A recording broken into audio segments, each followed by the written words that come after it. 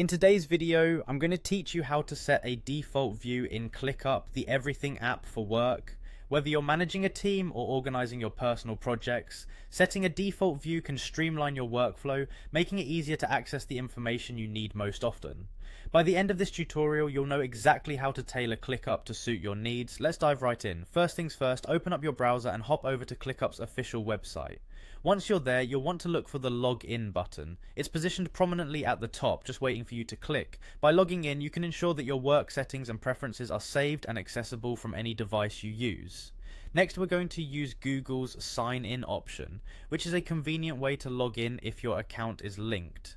Click on Sign In to Google. This will prompt a secure window to pop up, where you'll see a list of all your Google accounts. From here, simply select the account that's associated with your Clickup workspace.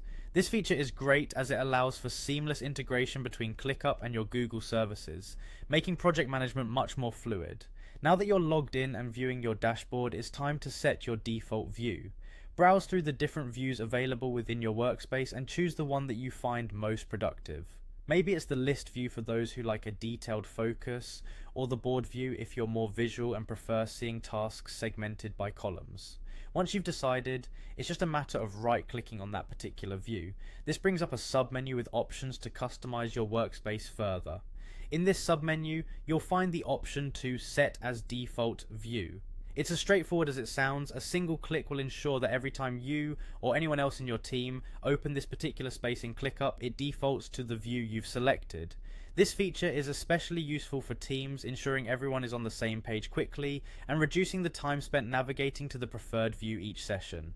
And that's all there is to it. By setting a default view, you can improve your workflow efficiency and stay focused on what truly matters. Remember, this setting can be changed anytime if your needs evolve, so feel free to adjust it as necessary.